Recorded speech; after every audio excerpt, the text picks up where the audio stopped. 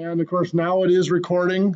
Like I said, if you have any comments that you don't want recorded or any questions, let me know and I can pause it for you. So anyway, let's get to our syllabus.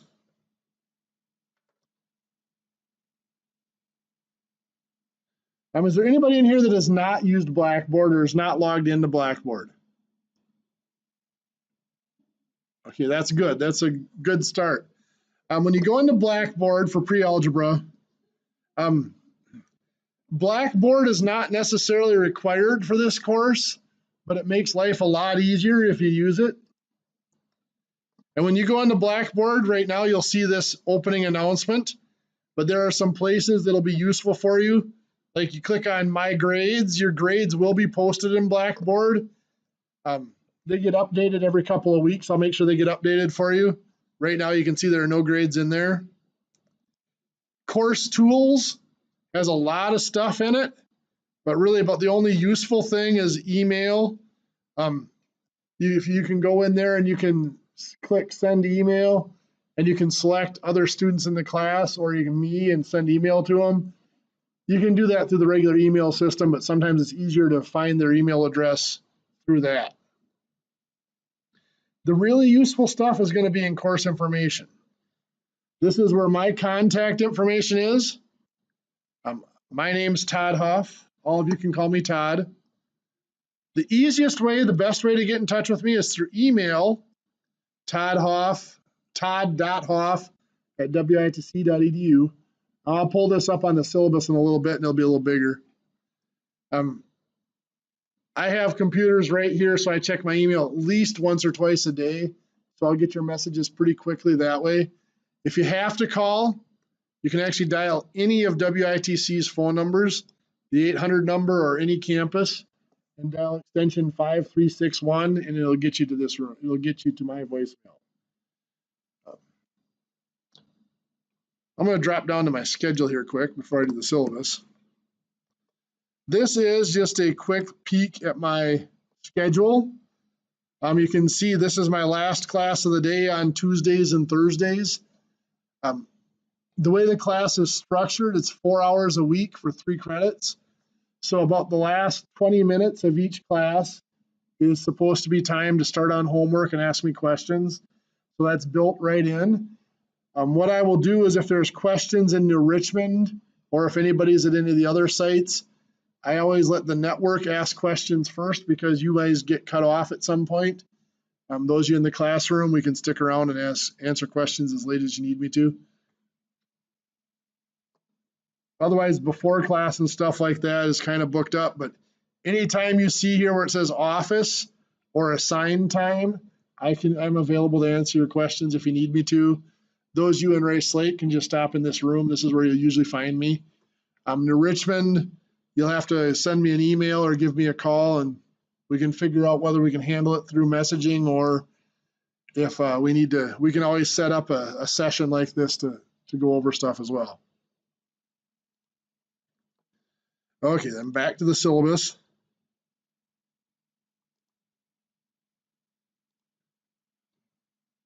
All right, hopefully that's not too blurry on your end.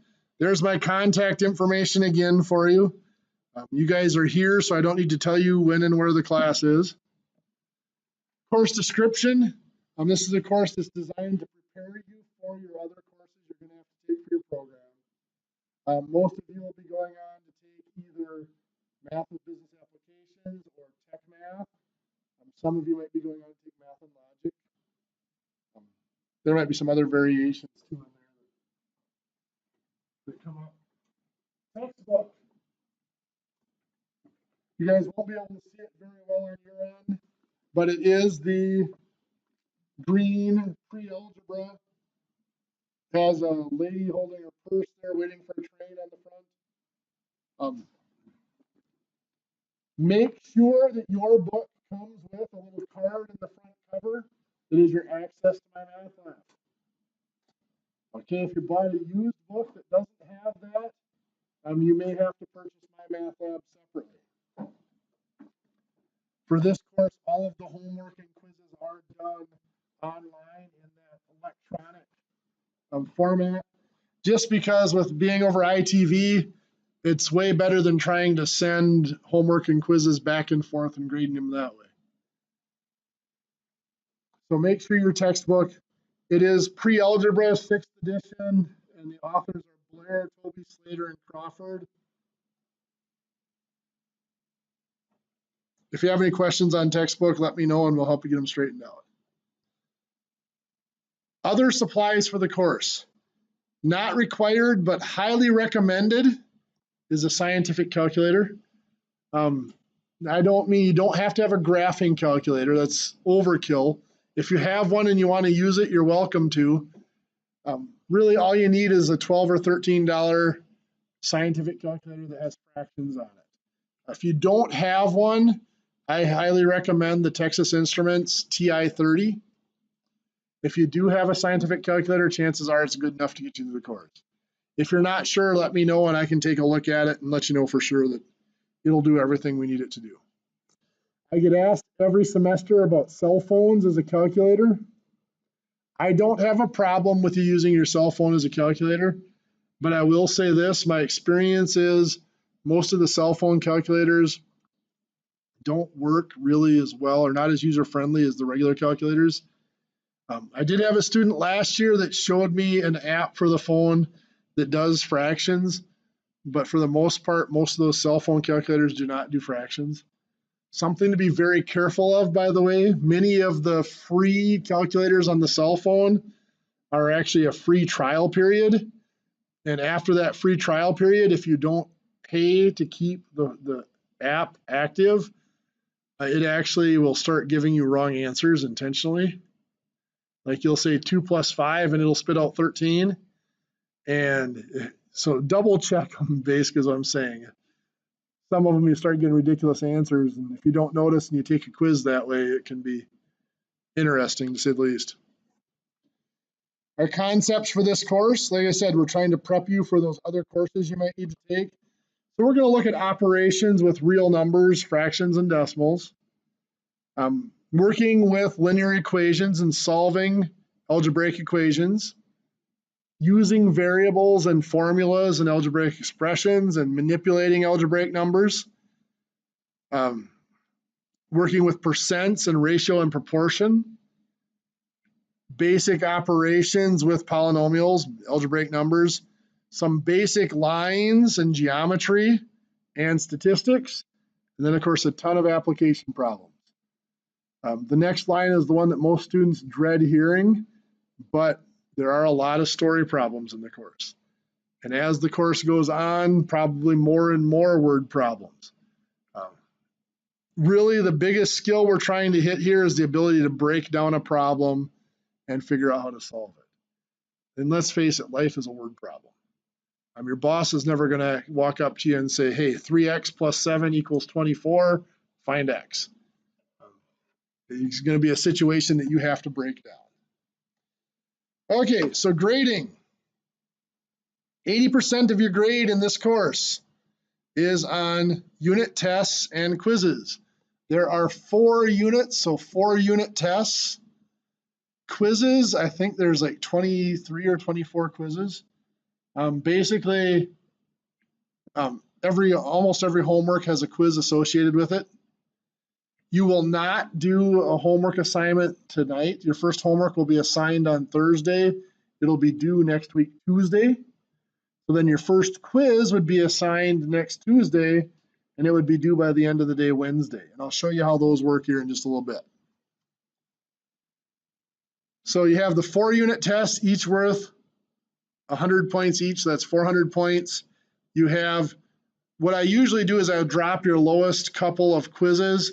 So it ends up being about 200 points for quizzes, because you end up with 20 quizzes being graded. They're 10 points each. And then the homework assignments are the other 20% of your grade. So that homework and class participation. So make sure you're in class and doing the homework. And I'll take you to that homework system here in just a little bit.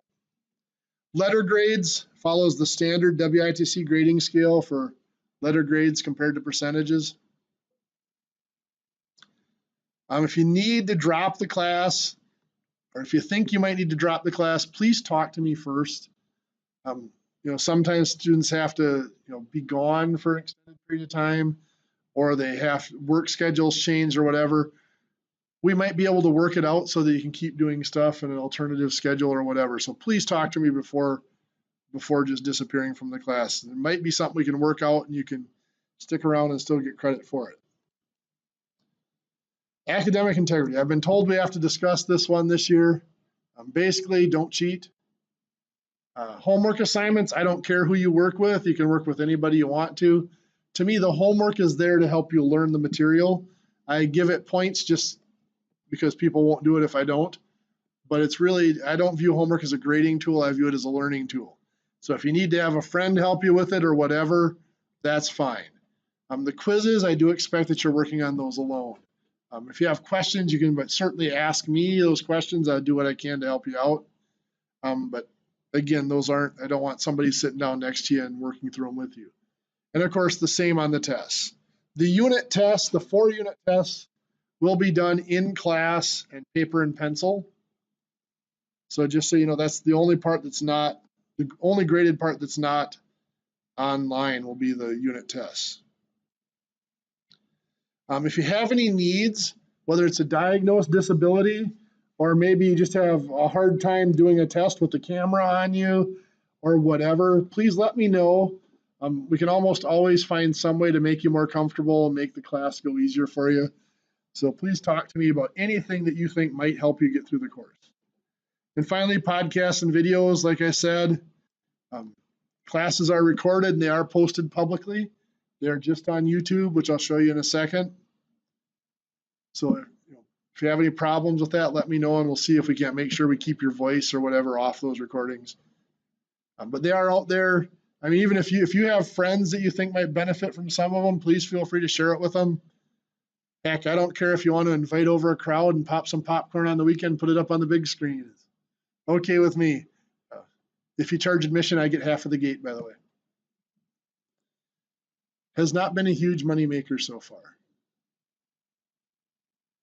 And those are the 4 units right there: operations with whole numbers and algebra problem solving.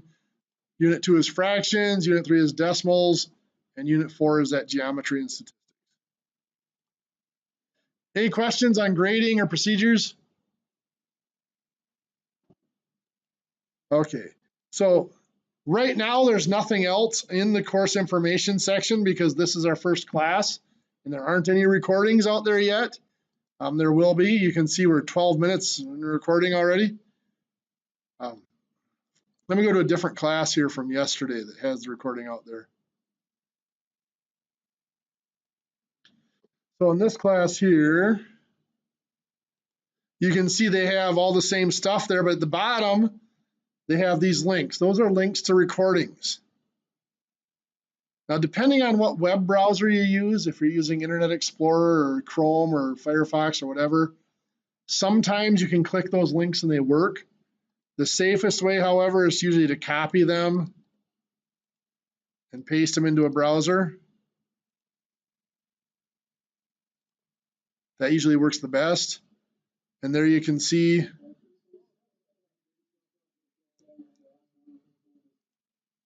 I'm going to pause that because that's a really bad echo going through the system, but you can see that's just what's up on the screen with sound over the top of it.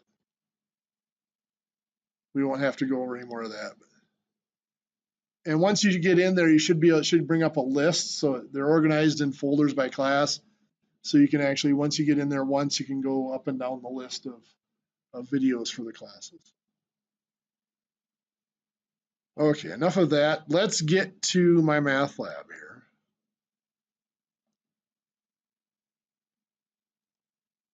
You should have received an email on this introductory announcement. It discusses a little bit of MyMathLab. The big thing you need off of it is that code right there, HOFF 48099. When you go into MyMathLab, the web address is, get my computer up here, just mymathlab.com. When you go in there for the first time,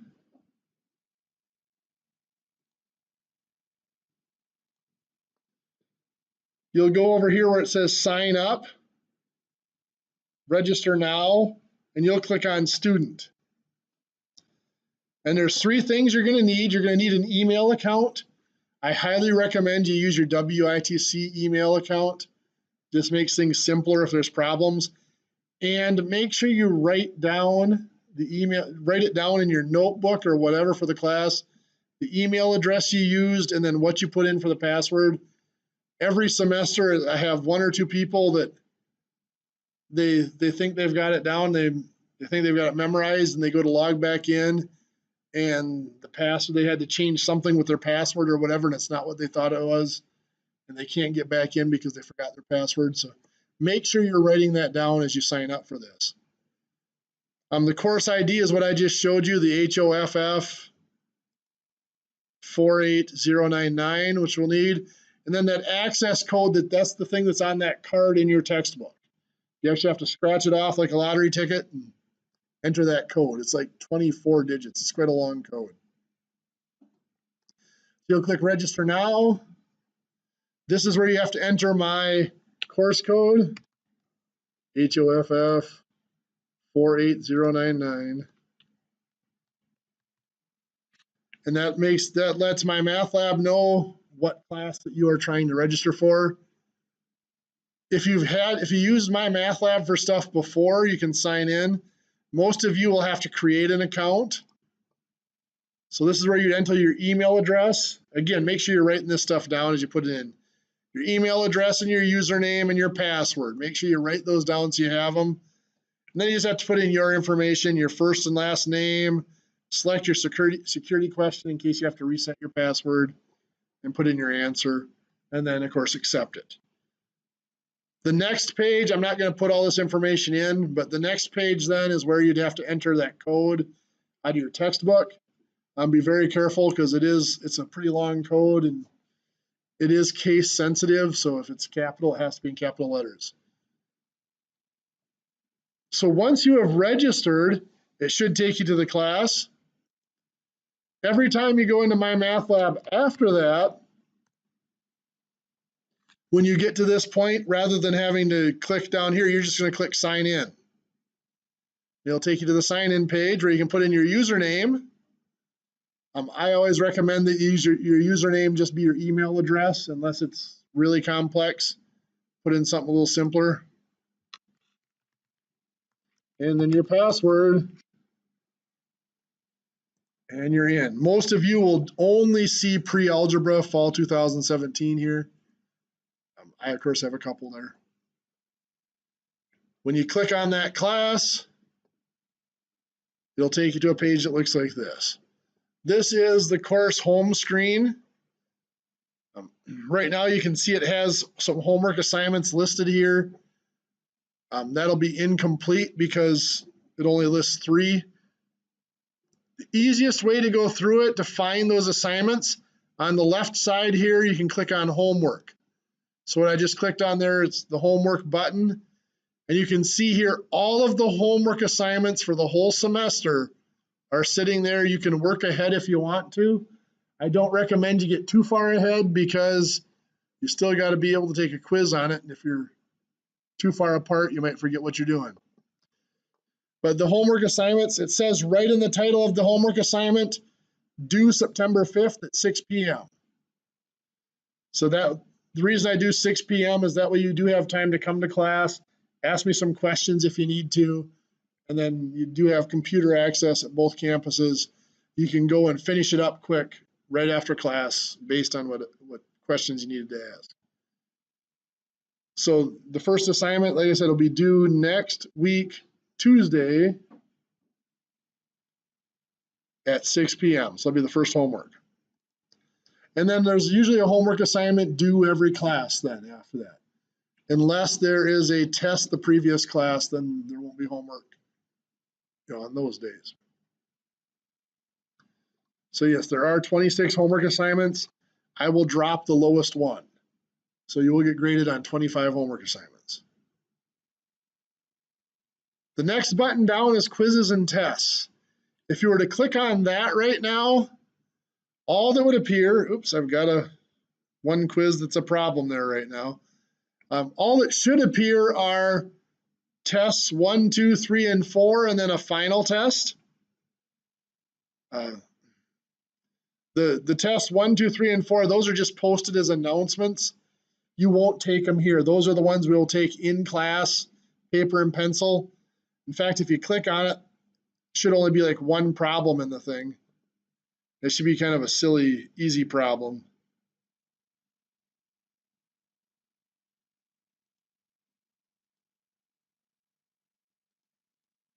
So that's just all that's out there for is to tell you, hey, our first test is coming up. It's on September 13th. By the way, that's my subtle way of telling you that the first test is September 13th.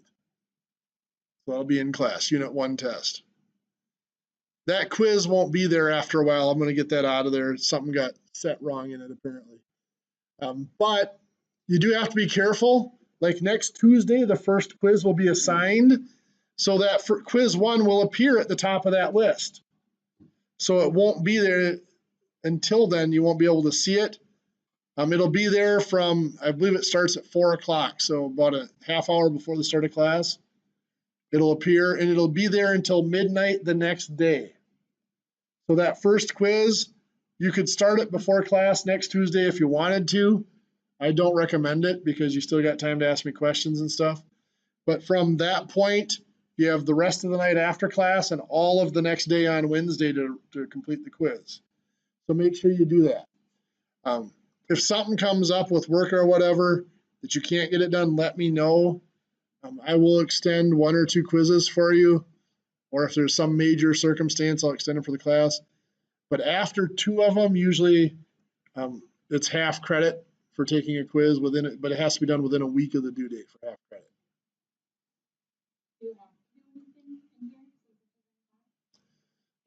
Yeah, you do have to do all the homework and quizzes in here. No, no, you don't have to do the test question. No, it's just an announcement. I have to put 1 question in there to make a test. Like I said, the quizzes will look like this. They said that one shouldn't be there yet because it's not due till November 1st. So it really shouldn't appear until October 31st. But that one you would have to do when it comes up. It'll disappear here once I get it corrected after class. Yeah, the quizzes will appear usually at the top of the list. So quiz 1 will appear next Tuesday and it'll be sitting there. Now let's go back to the homework here quick because there are some things on the homework I want to show you. So if you click on homework 1, it's going to bring up a list of questions. Now the first couple of homework assignments are a little bit long, partly because it's pretty basic material. So if you can click on any of the questions. I would usually click on the first one and just work up through. So I'm going to answer this question. 4 times 3 is 12, minus 8 is 4. I put in my answer, I click check answer, and it tells me that I'm correct. If I click next question, it'll take me to the next question. Now, let's say I struggle with this one and I get it wrong. It's going to say, sorry, that's not correct. It's going to remind me of what topic it is that we're studying here. I can't imagine that you guys can read that on the other end. So it's just a note of, hey, this is an order of operations questions. Here are some things to remember. If I can't figure out how to do it, if I get it wrong 3 times, MyMathLab is going to stop asking me the question. So there I got it wrong a second time. I got it wrong a third time. It says either next question or similar question. Well, if I go on to the next question, it's just going to mark it wrong and that's it. If you click similar question, it'll bring up a new question and it'll ask you that one 3 times. And I just want to see, they were supposed to update the system, so I want to see if they changed it. So you can keep getting similar questions more and more. It used to be you could only get 1 similar question. If you had that one wrong, you had to move on.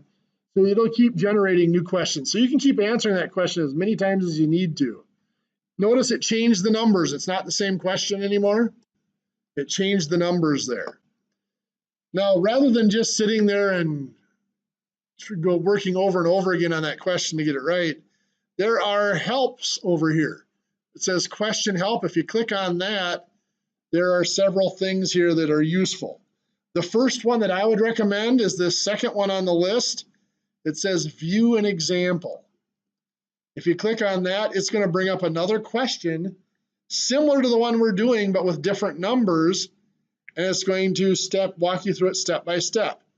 You click continue, it'll show you the next step. Click continue, shows you the next step. And then it's done, so you can close.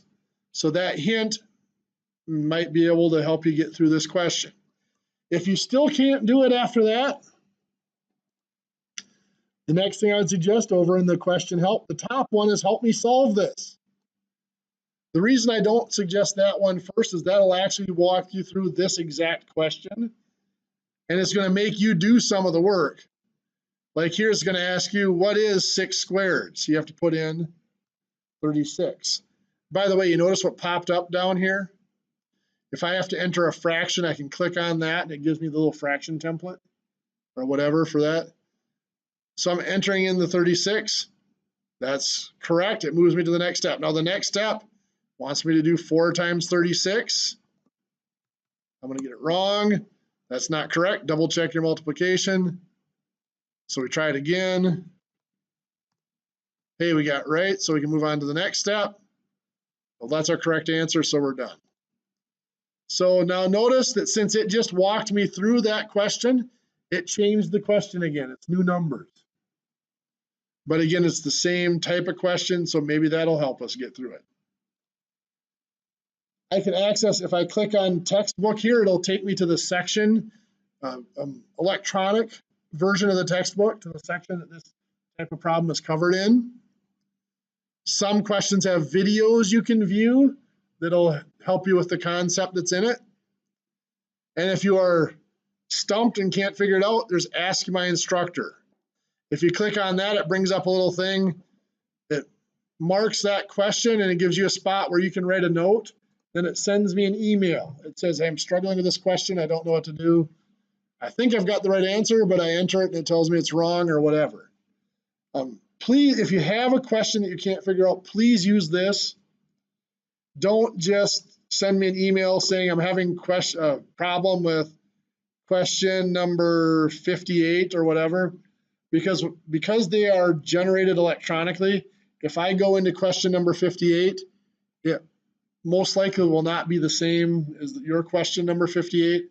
So by sending that Ask My Instructor, it gives me an exact copy of the question you're looking at. I know exactly what you're working on. So it avoids a little confusion that way. Another thing that's important to see here is right here. That little number up in the corner there, this says 1.6.49. What that is telling us is that this question, if I needed to look in the textbook itself, the first number there is the 1. That's telling me it's chapter 1. The second number is 6. That's telling me it's section 6. So I'm in section 1.6, which is exponents and order of operations.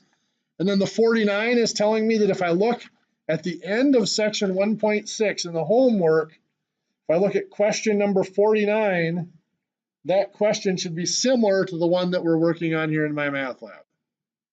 So that actually refers back to the textbook, so you know exactly what chapter and section you're working in at all times. So if you need to review it in the textbook, you can. Any questions on how MyMathLab works? I'm sure you'll have questions as you get into it. How many of you, show of hands, have already signed up for MyMathLab? Okay, only a few of us. Okay. By the way, that will be your only assignment for tonight, due Thursday, is to make sure you get signed up by Thursday.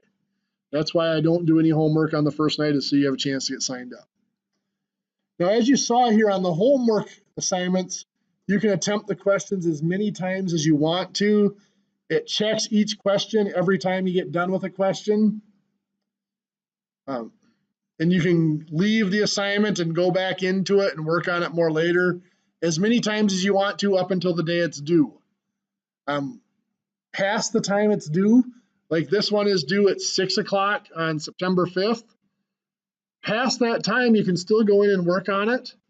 It'll give you a message asking if you want to just practice or if you want to improve your score. If you select improve your score, it's going to tell you that there's going to be a penalty for being late. Don't worry about that. You can just go in and work on it. For the homework, I'm not going to worry about whether it's late or not, it's whether it's done. To be totally upfront, the homework is not graded for accuracy.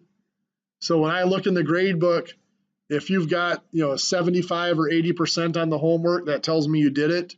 You're going to get credit. The homework is pretty much all or nothing. You're going to get credit for doing the homework. If you've got like a 50 or 60%, I'm going to go in. I can actually click a button and it shows me how much time you spent on the homework.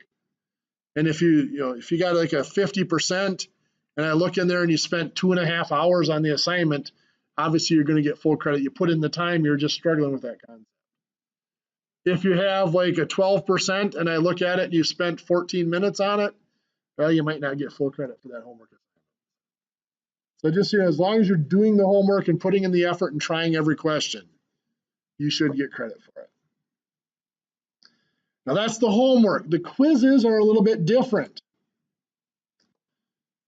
Since this quiz is up, I'm going to use it as an example. So if I click on that quiz, it'll say start.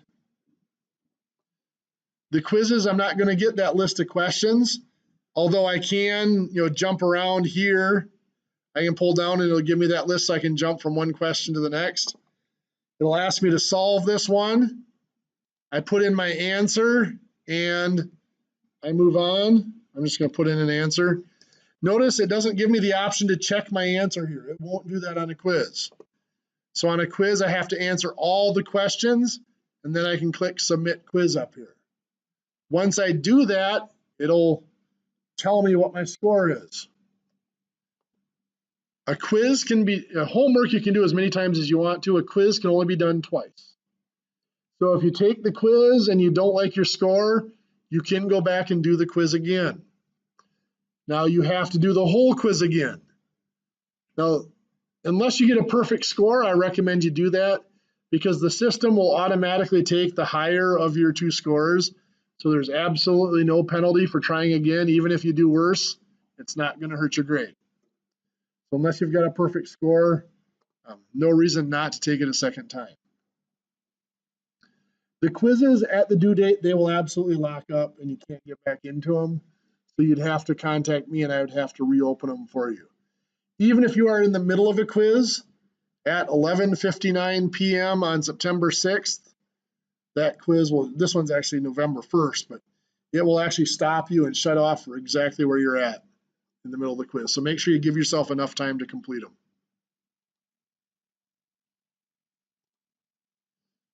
Okay. Any questions on MyMathLab? I'm sure more will pop up as you get into it and are using it. Don't be afraid on Thursday to shoot questions, ask me about it, because I understand it's a little bit different way of doing things. Okay, so that is everything for that. Like I said, that is your only assignment for Thursday, due for Thursday, is to make sure you are registered in MyMathLab and ready to go. The first homework assignment is pretty long. If you want to get started on it, please feel free. But you don't have to by any means. Okay, with all that said, it is time to do something productive. As you saw in the list of topics, the first couple of concepts for the course are just operations with real numbers, whole numbers, fractions, decimals, and then integers, negative numbers. Most of you, in fact, pretty much all of you have seen those before. And I don't believe in going back and doing things the same old way again. Either you understood it and you've got it and you don't need to see it again, or you didn't understand it and, well, you maybe need to see it a different way for it to make sense. So when I'm doing this, I try to explain things a little bit different than you may have seen in the past. The main thing I try to do is I try to stress why we're doing things the way we are rather than just how to do it.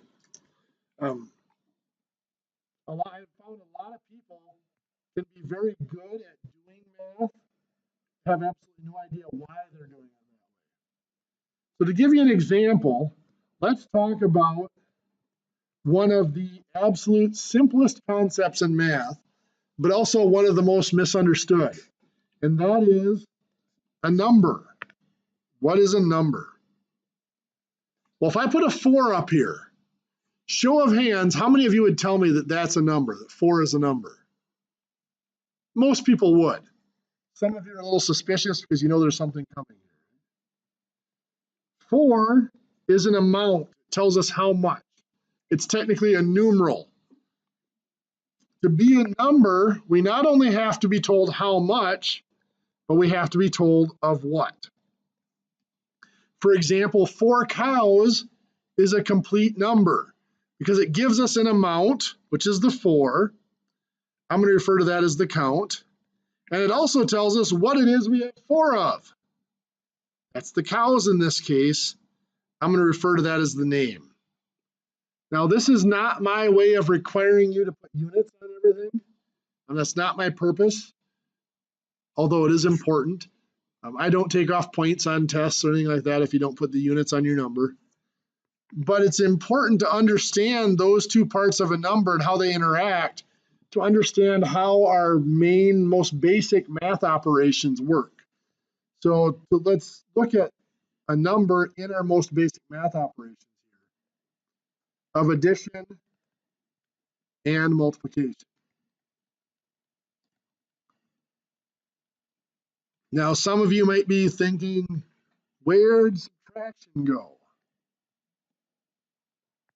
And maybe even where'd division go? Well, operations in math come in pairs. They're what we call inverses. One operation goes forward, the other operation goes in reverse. In fact, they undo each other, they invert each other. Let's say I started out with the number 7 and I add 4 to it. What do I get? Not everybody at once. There we go, 11. Yeah. If I want to take that 11 and get back to 7, what do? I subtract 4. Good. Adding 4 and subtracting 4 reverse each other. Addition and subtraction are inverses. Addition is going forward, subtraction is going in reverse. So any rules that apply to addition also apply to subtraction. In fact, some textbooks take the viewpoint that addition and subtraction are the same operation. They're not even separate operations. The same is true for multiplication and division. If I started with 7 and I multiplied by 4, I would get, don't be shy, 28. Very good. If I wanted to take that 28 and get back to 7, what would I do? Divide by 4. So multiplying by 4 and dividing by 4 reverse each other, get us back to where we started. They are inverses.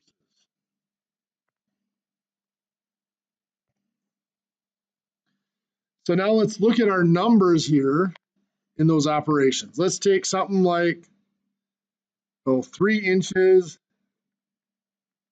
plus 5 inches. What do I get? 8 inches. Good. That's probably enough for the course, right? Just kidding. So let's look at our counts here. We have the 3 and the 5, and they combine to make 8. We combine the counts. We're adding, so we combined them with addition. Let's look at the names. We have inches, and we ended up with inches. When we add or subtract, we end up keeping the same name.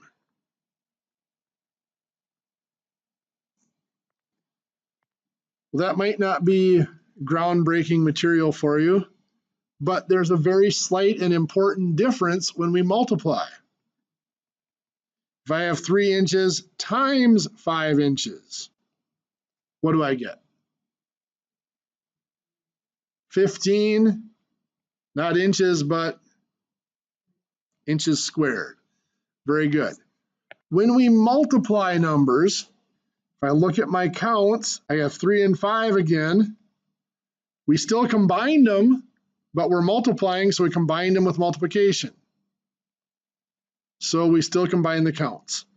In every operation we do, we're going to combine the counts. The difference comes right here with the names. We had inches, and we ended up with inches squared, or square inches. When we multiply or divide, we also combine the names. And that's a very important difference. Not only does that explain all of the special processes we have for all of our other forms of numbers, fractions, decimals, scientific notations, everything else, but it actually even determines what numbers we can use in each operation. For example, let's say I have 4 cows plus 2 boys. Do I get 6 cowboys? It doesn't work like that, does it? Or if I go the other way around, 2 boys plus 4 cows, do I get 6 boy cows? Obviously not. Anybody with a farming background in here? One or maybe one? You can tell me that that is a bunch of bull, right? Okay, a long way to go for a joke, but there's a point to it. And the point is, when we add, we're going to keep the same name. That implies that I had to start with the same name. I have to have inches and inches so I know that my answer is still going to be inches. I could not combine the 4 cows and the 2 boys with addition because they did not have the same name. Now, on a little bit more practical note, I might have 5 feet plus 2 pounds. If I add those, what do I get? Well, it's a trick question. They have different names. I cannot add them. 5 feet plus 2 pounds is just going to be 5 feet and 2 pounds, or plus 2 pounds. But if I were multiplying 5 feet times, so I put the 2 in there, times 2 pounds, when I multiply, I'm going to combine the counts. 5 times 2 is 10. But then I'm going to also combine the names. Feet times pounds is foot-pounds, which is a unit of torque, or if you're looking at structures, it's a unit of moment. So when I multiply or divide, I do not have to have the same name because I'm going to end up combining the names. So let's use this then to look at some of our other operations, or some of our other types of numbers, I should say. Let's look at everybody's favorite type of number, fractions. Yeah, I saw the looks out there. I was being sarcastic. I understand that if I ask people on their way in the door what they dislike most about math, 4 out of 5 people would probably say fractions. The other one would usually say the teacher. So just a little review. The top number is called what? Numerator. Very good. And the bottom number? Denominator.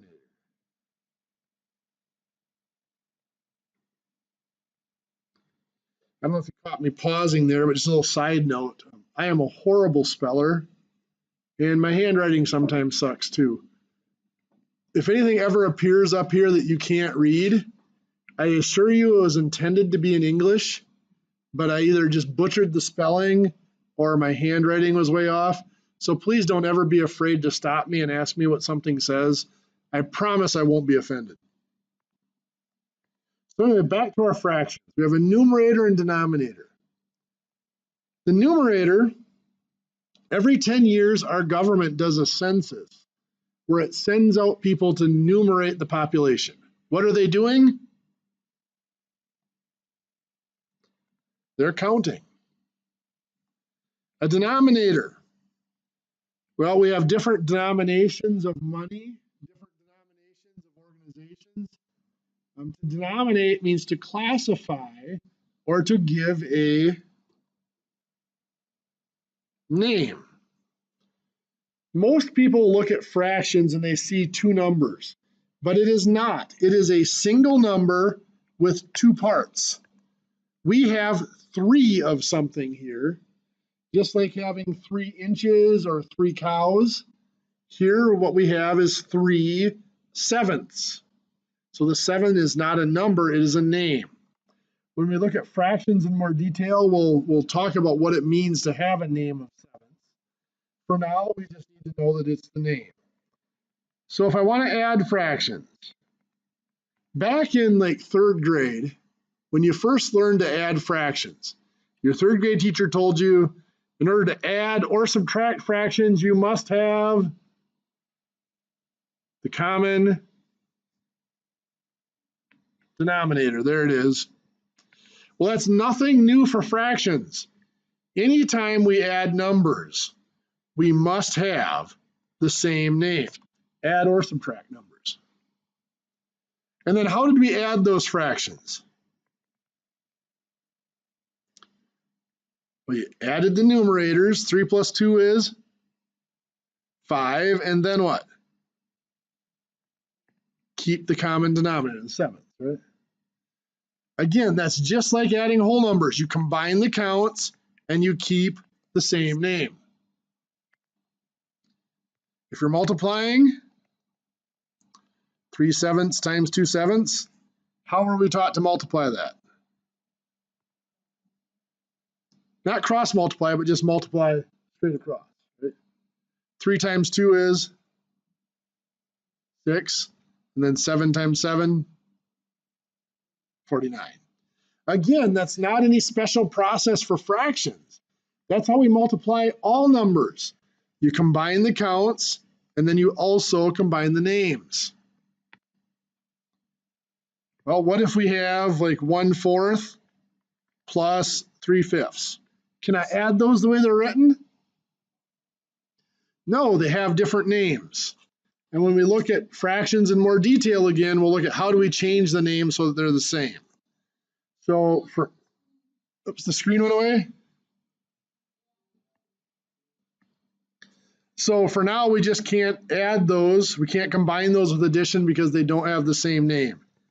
But if we're multiplying 1/4 times 3/5, we are just going to combine our counts. 1 times 3 is 3. And then combine the names. 4 times 5, 20.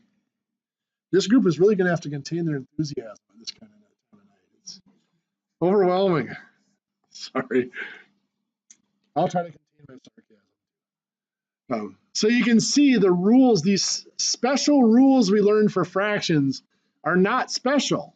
They're the same rules that we use for every other type of number. If we look at decimals, like 0.21, what's the formal way of pronouncing 0.21? 21 hundredths. There we go. And when we write it like that, it's a little more obvious that there's a count and a name there. So if I wanted to add 0.21 and 0.3,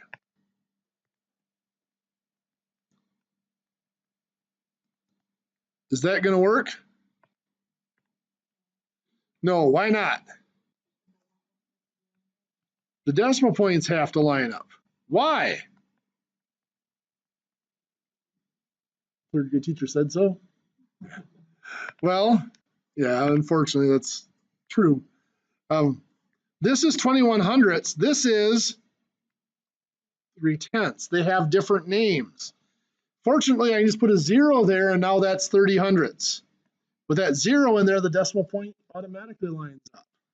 So by lining up the decimal points, all we're doing is making sure they have the same name. So now we got 21 and 30 make 51. Where does my decimal point go? I just drop it straight down. Because when I add or subtract, we keep the same name. 21 hundredths and 30 hundredths have to give us 51 hundredths. Dropping the decimal point straight down is just making sure we keep the same name. If I wanted to multiply 0.21 times 0.3, do I need to line up my decimal points? Say no. No. When we multiply, we don't have to have the same name. 21 times 3 is 63. Where is my decimal point going to go?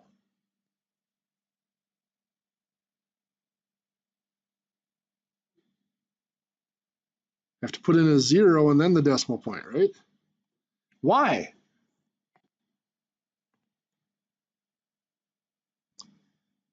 What were we taught to do? You count 1, 2, 3 decimal places in the problem. So it has to be 1, 2, 3 decimal places in the answer, right? Why? Oh, back to that 3rd grade teacher again, right? Well, this is 21 hundredths, and this is 3/10. When we multiply numbers, we combine the counts. 21 times 3 is 63, but we also combine the names. Hundredths times tenths is thousandths. So counting those decimal places is nothing more than making sure that we combine the names. In fact, we can even get into algebraic numbers. These usually rank right up there with fractions on things students get a little nervous about. But you can see that this is still just a single number with 2 parts, a count and a name. Just like having 4 inches or 4 cows or even 4 sevenths, here we have 4 x's. Now the difference is we know what all those other things are. We know what an inch is or a seventh or a cow. We don't necessarily know what an x is, but it doesn't matter. It still behaves exactly the same way. We might have 4x plus 7x. What's that going to give us? 11x, because we combine the counts. 4 plus 7 makes 11, and we keep the same name, so it stays x. If we were multiplying 4x times 7x, what would that give us?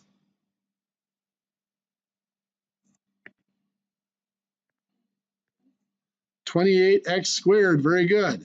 We combine the counts. 4 times 7 is 28, but we also combine the names.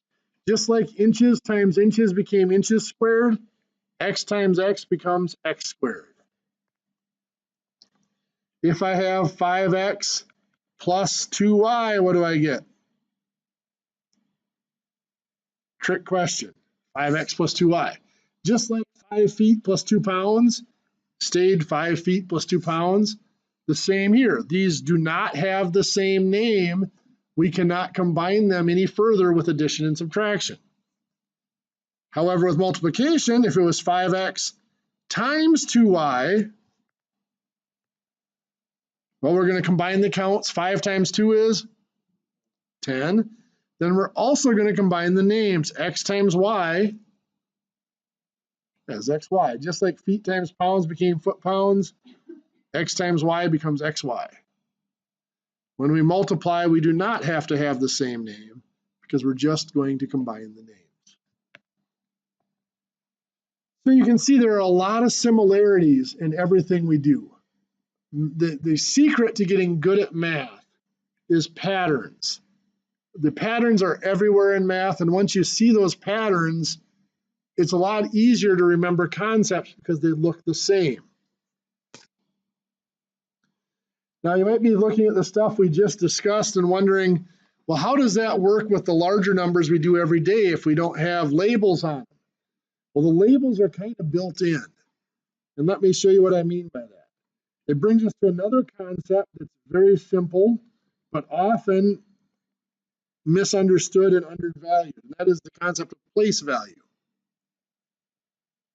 Place value kind of ties all of this together. So if we start at the end of a number and work our way backwards here, what's this first place value here at the end of the number? That's the ones, right? What's the next one? Tens and hundreds. And those are actually our only three place values. They're repeated again, ones, tens, and hundreds in our thousands group. And they're repeated again, ones, tens, and hundreds in our millions group, and billions and trillions and so on. If I ever see a number bigger than a million, I'll be ecstatic. When we name a place value, we name its place value and its group.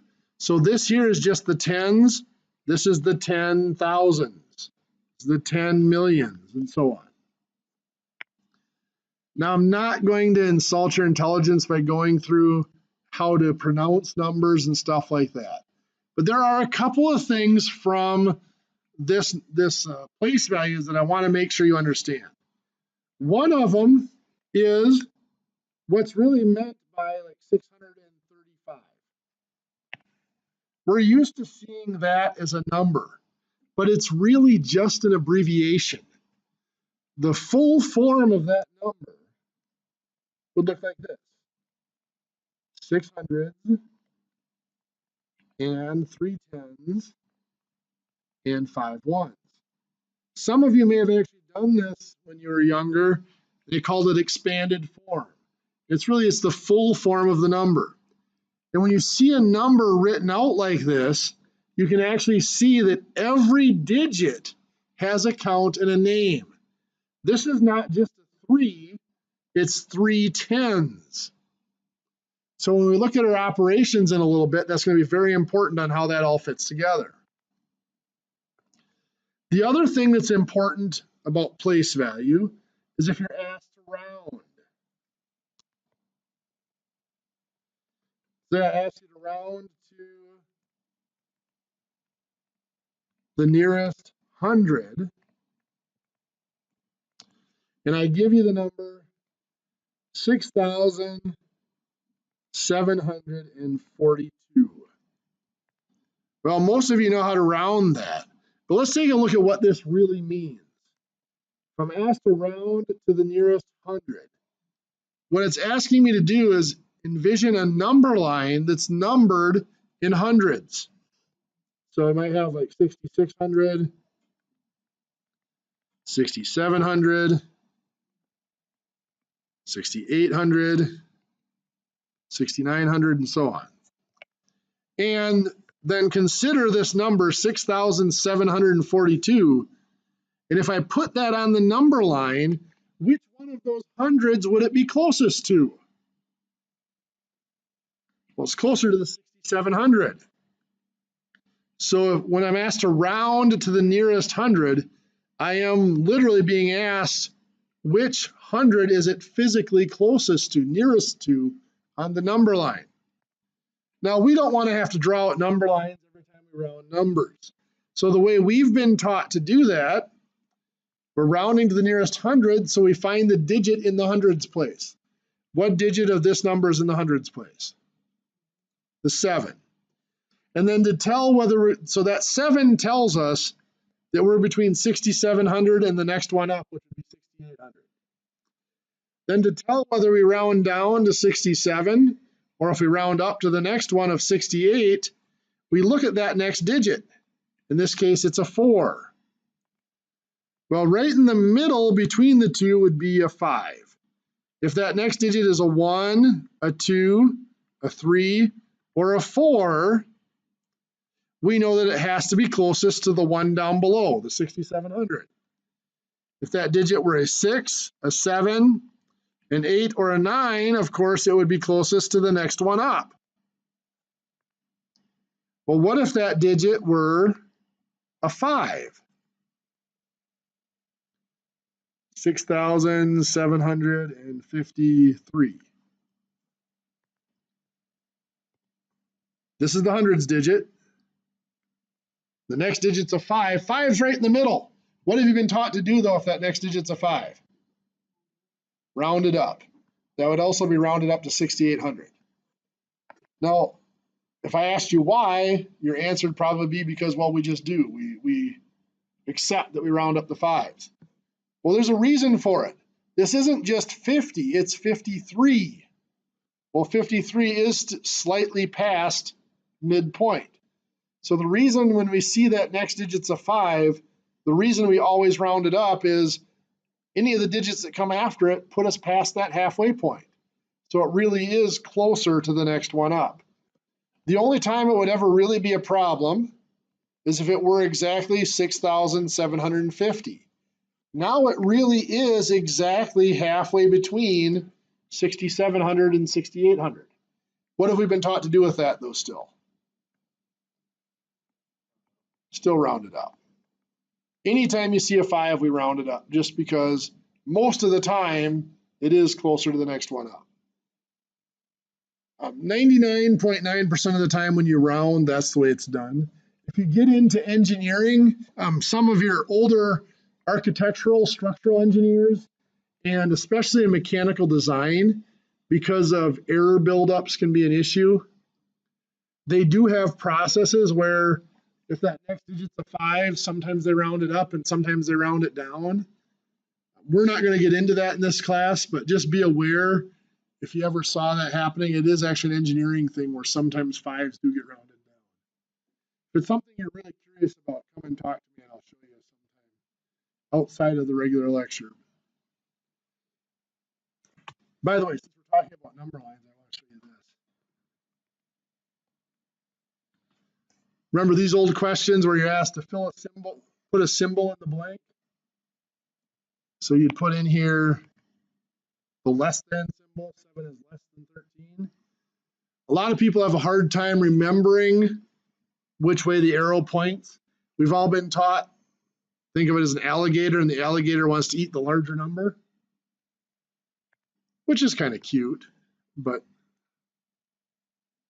what it comes down to is this. If you look at the number line with 7 and 13 on it, what it is asking is, which side is the 7 on?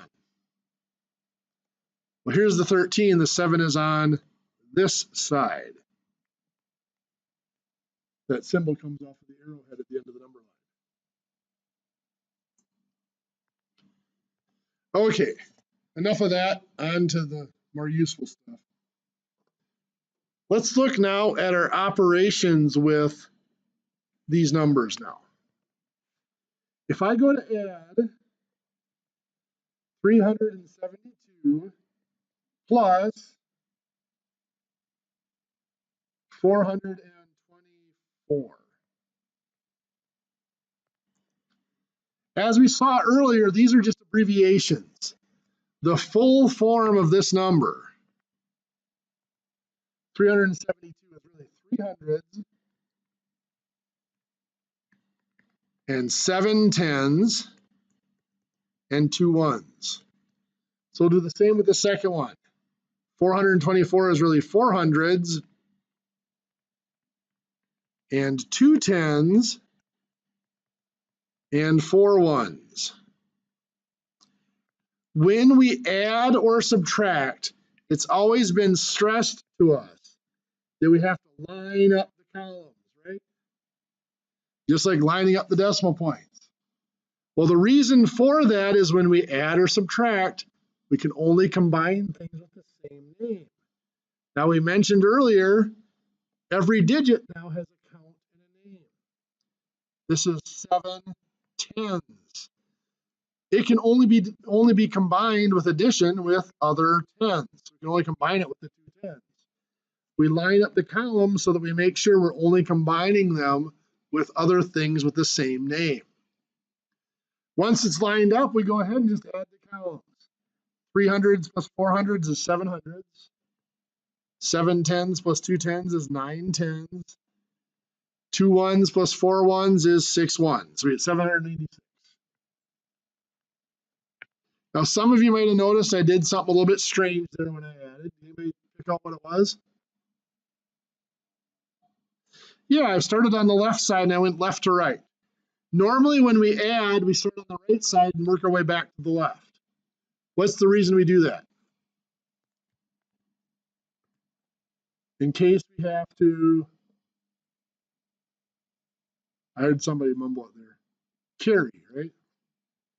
We might have 673 plus 298. We start on the right side at the end of the number and work our way back because we can run into this. What is 3 plus 8? 11. We can't have 2 digits in a single place value. So I'm going to keep the last digit, that 1, and I'm going to carry the other digit, the other 1. So now I have 1 plus 7 is 8, plus 9 is 17. So I keep the 7, and I carry the 1 again. 1, 6, and 2 make 9. So 971. Believe it or not, that process of carrying is relatively new.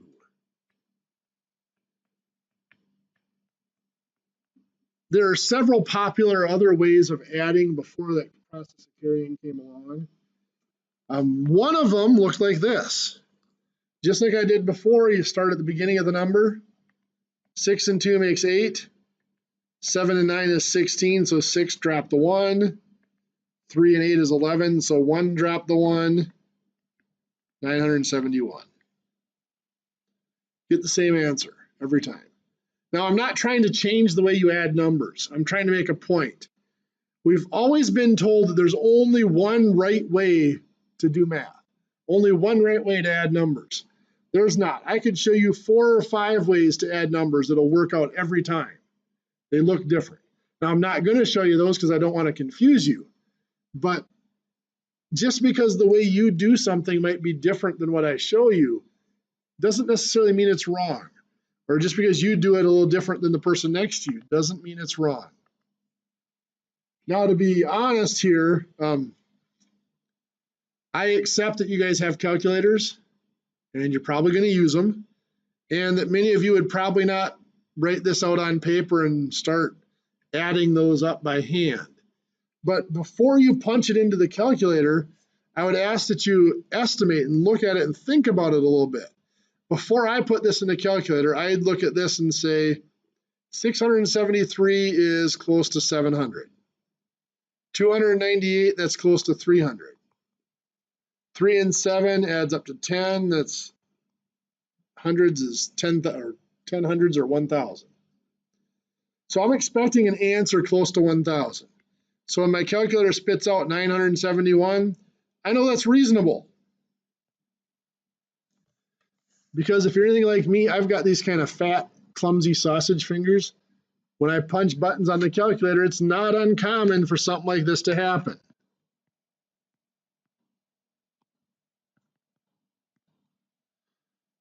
What happened there? I hit an extra number. I get that answer of 3,671. If I'm not paying attention, I write that down because the calculator's right, and I go on and I use it for other things and whatever. By doing this little quick estimation before I punch it in the calculator, it catches that mistake like that. I know that that can't possibly be 3,600. The other thing that I sometimes have problems with would be look like this. 673 plus 298. What happened there? Yeah, one of the numbers didn't register when I pressed. So again, if I've done that estimate, I will catch that mistake. This doesn't help me catch every mistake, but it helps me catch the really bad ones. Well, let's look at subtraction quick.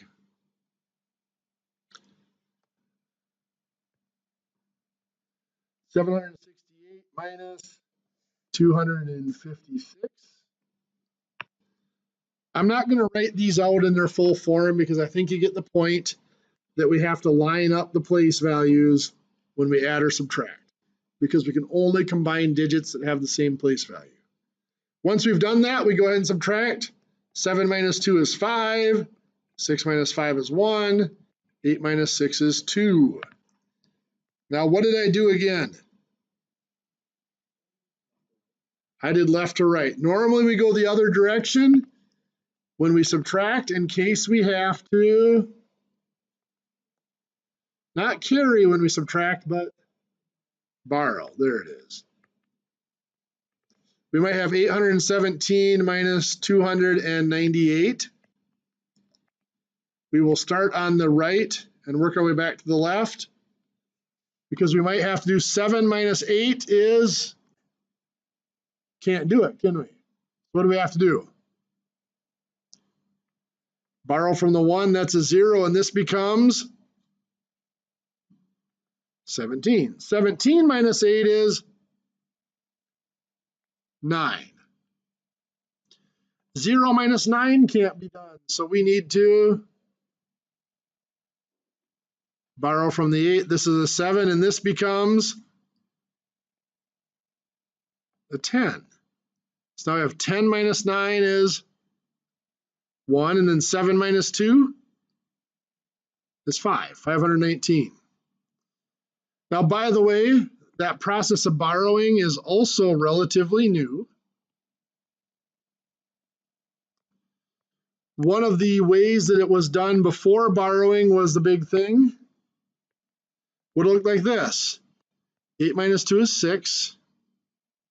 1 minus 9 can't be done, so we're going to take from the 6. That's a 5. This is an 11.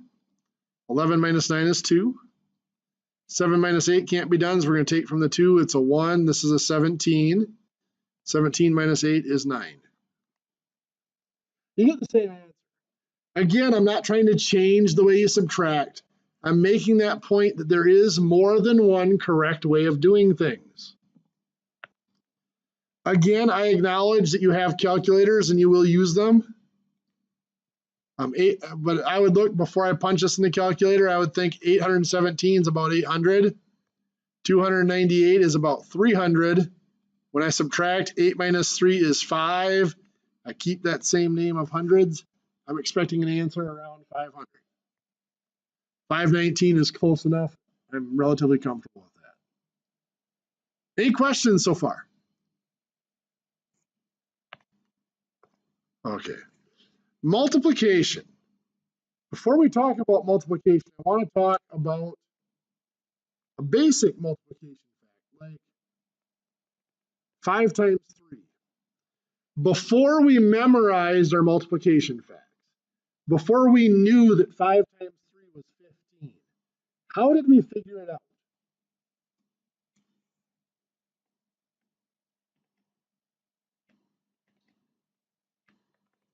We did 3 5s added together. We repeated addition. The definition of multiplication is repeated addition. That definition is going to become important later. So now let's take a look at a simple multiplication problem, like,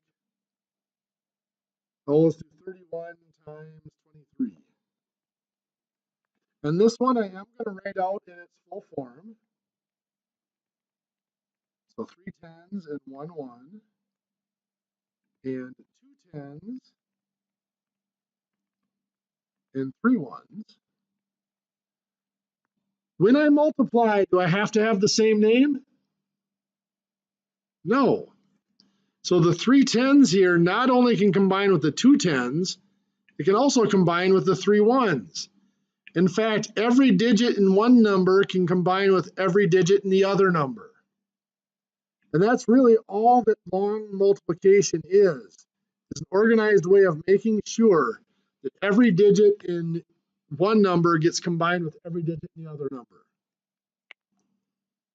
Depending on what region you were born in and learned it in, or what country you were in even, the order it's done may vary. In this area, you're always taught you start with the bottom number and the last digit. So I'm going to start with the 3 ones. And I'm going to combine that with each digit in the top number, starting with the last one. So 3 ones times 1 1. Well, we combine the counts. What's 3 times 1? 3. But we also combine the names. Ones times ones is ones. Then we move over to the next digit in the top number. 3 ones times 3 tens. Again, we combine the counts. 3 times 3 is 9. Ones times tens is tens. Now, when we move over to this next digit on the bottom number, what were we taught that we had to do down here? Put in a 0, or sometimes just leave a blank, depending on where you were taught. The reason why we have to do that is because when we go to do this next multiplication, I can get my color to change. 2 tens times 1 1. Well, 2 times 1 is 2. Tens times ones is tens. We're keeping our place values lined up. 2 tens times 3 tens. 2 times 3 is 6. Tens times tens. It's hundreds. So we've got 3 and 0 make 3. 9 and 2 is 11, so 1 carry the 1. 1 and 6 is 7, so 713. So again, that process of long multiplication is just a way of organizing it.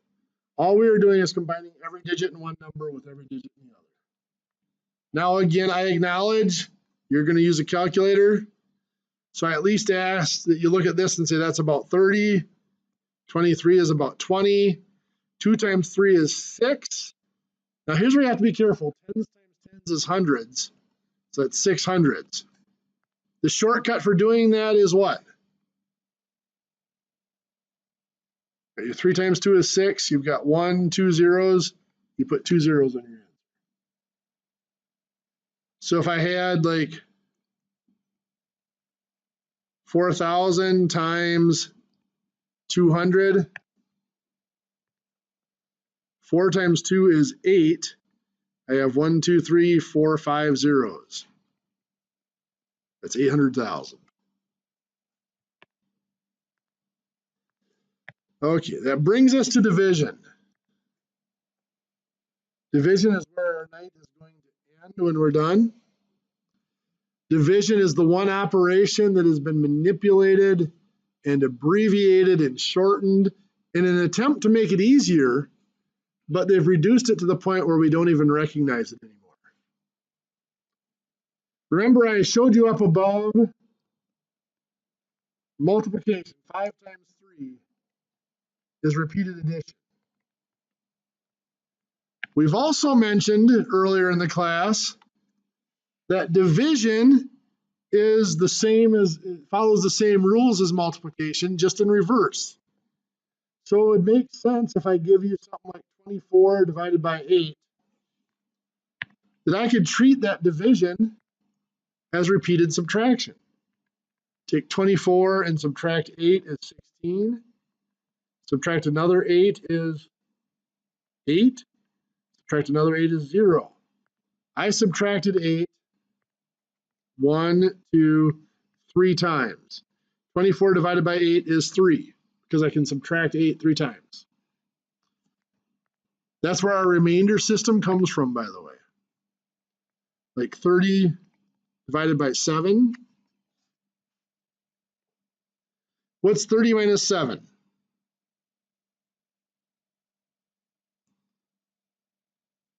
23, right? I subtract another 7, what's 23 minus 7? 16, there we go. 16 minus 7, 9, and then 9 minus 7 is 2. Can't subtract 7 anymore, so we have a remainder of 2. We subtracted it 1, 2, 3, 4 times. So 30 divided by 7 is 4 with a remainder of 2.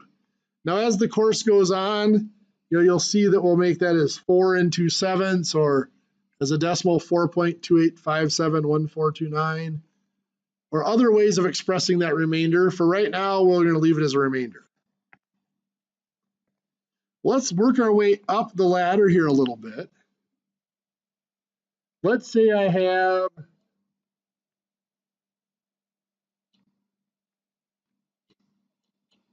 okay, let's make that not work. Well, let's do like 78 divided by 3. If I started to subtract 3 from 78 over and over again, it's going to take a while. But what if I could subtract a large bunch of 3s, like 10 of them? What is 10 times 3? 30. I subtract 30 is 48. I can subtract 30 again, that's 18. What I subtracted there was not 2 or even 30. What I subtracted was 2 bunches of 10 3s. So this was 10, this would be 20. I've subtracted 3 20 times now. From that 18, then I'm going to keep subtracting 3. And I'll stop there. I'll keep going. To get down to 0, I subtracted 3. 1, 2, 3, 4, 5, 6 more times. So 20 plus 6 is 26. 78 divided by 3 is 26. Well, the reason this is relevant is that is where our process of long division actually comes from. Let's take a number like 49,264 divided by 21. Let's slide this over a little bit. Or maybe I'm not.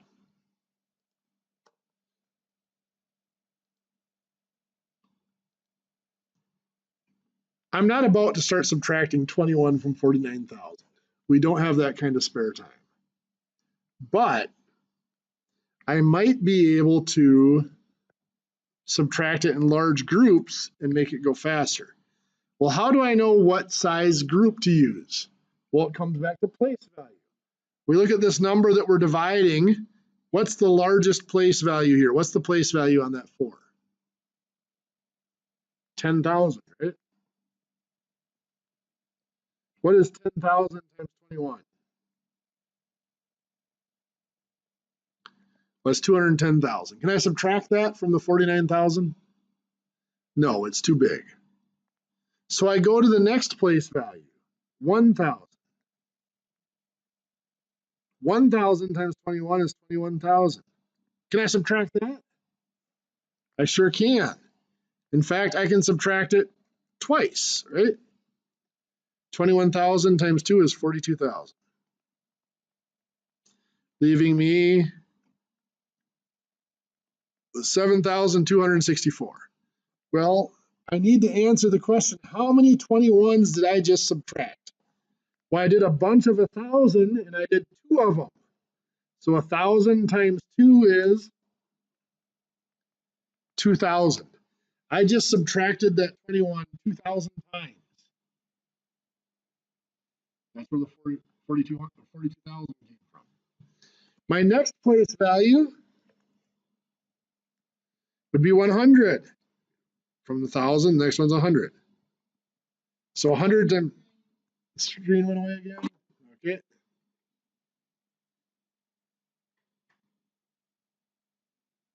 Did it come back? Okay. So 100 times 21 is 2,100. Can I subtract that from the 7,000? Yes, I can. In fact, I can do it 3 times. 2,100 times 3 is 6,300. So I subtract, I've got 4, 6. I'm going to borrow 6 and 12, it gives me 964. Well, again, I have to look at what did I just subtract. I did a bundle of 100, and I did it 3 times. So how many is that? 100 times 3 is 300.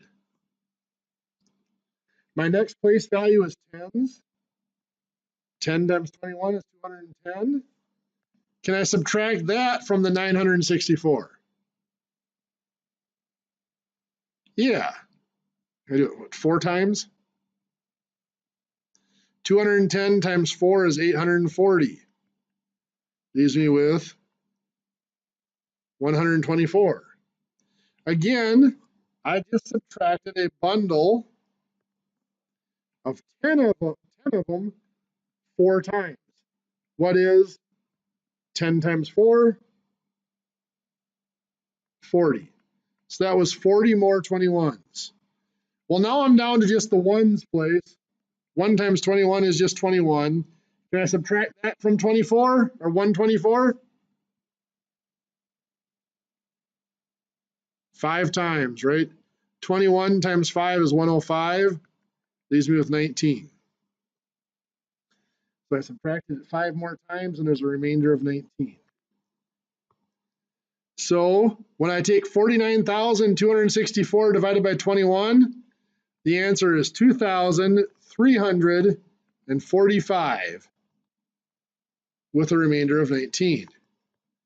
Now again, you might be looking at that thinking, that looks nothing like how I've learned how to divide. And it really doesn't, but it actually is the exact same process. And let me show you how.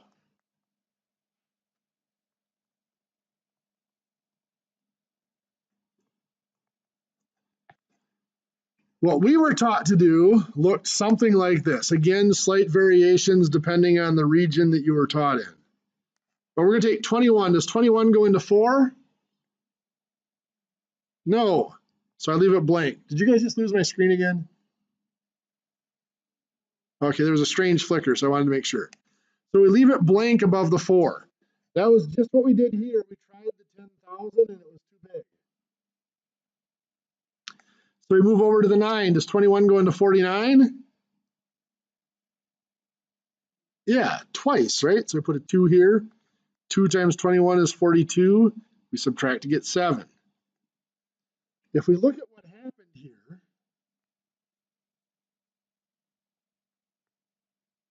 it's the exact same thing, only we left out the zeros.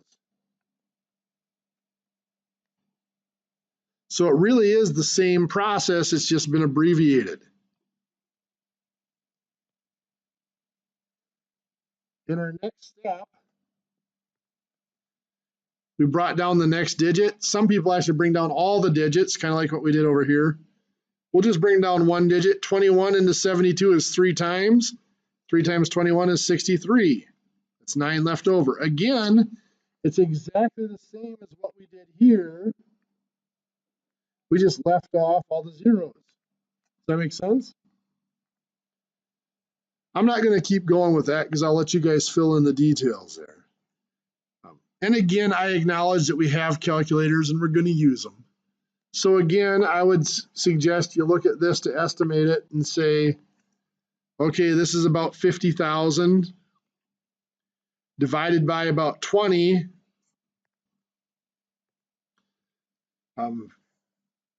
50 divided by 20 is between 2 and 3, so I'm expecting an answer between 2,000 and 3,000. Is that estimate? So when I get the 2,345 point something on my calculator, I know that's a pretty reasonable answer. Any questions? Okay. I'm getting that blank stare from the group that says we're full. So I'm assuming you guys have had enough math for the first night here. Your only assignment for Thursday is to get set up and registered in MyMathLab.